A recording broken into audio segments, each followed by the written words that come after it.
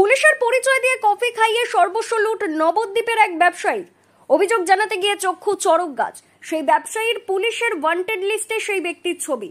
নবদ্বীপের প্রাচীন মায়াপুরের বাসিন্দা গৌরচন্দ্র হালদার গত 19 তারিখ ভোরবেলায় নবদ্বীপে বাড়ি ফেরার ট্রেন ধরার জন্য বসেছিলেন হাওড়া স্টেশনে।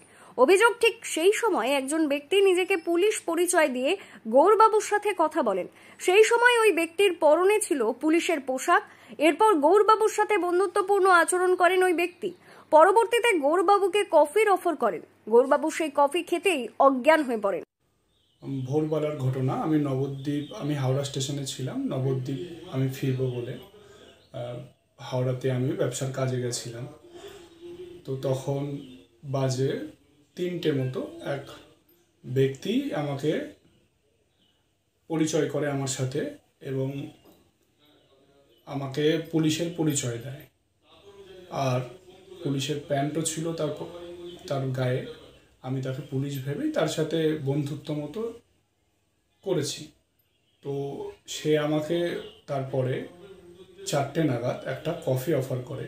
আমি কফিটা খাই।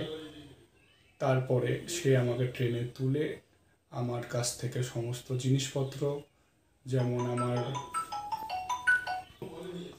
আমার ব্যবসার কাগজপত্র, আমার মানি ব্যাগ, আমার আইডি কার্ড সব কিছু সে লুটপাট করে। এরপর গৌরবাবুর সর্বস্ব লুট করে পালায় ওই ব্যক্তি।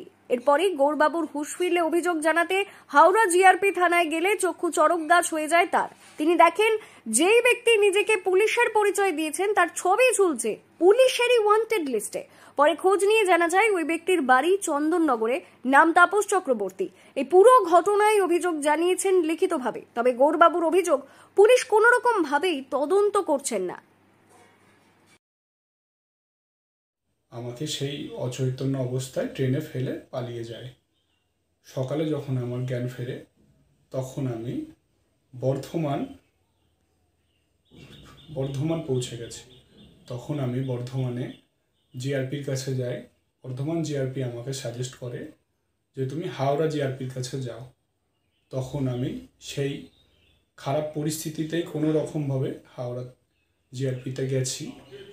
তখন তারা একটা জিডি লঞ্চ করেছে। 19 তারিখেই সেটা দুপুরবেলায় করেছে। তা আমি ফোন করে যখন খবর নিই সেভাবে কোনো তাদের উত্তর পায় না। তারা কোনো রকম সাহায্য হয়তো আমাকে করতে চাইছিল কিনা বলতে পারবো না। আমি 21 তারিখ আবারও যাই হাওড়া জিআরপি থানায়। তখন আমি দেখি কি তাদের যে ওয়ান্টেড লিস্ট রয়েছে সেই লিস্টেই সেই যে ব্যক্তি যার সাথে আমার 19 তারিখ পরিচয় হয়েছিল, যে আমাকে সব কিছু লুটে, আমাকে সর্বস্ব লুটে ফাঁকা করে দিয়েছে, সেই ব্যক্তি তাদের ওয়ান্টেড লিস্টেই রয়েছে। নদিয়া থেকে মৈনাক দেবনাথের রিপোর্ট, লোকাল 18 বাংলা।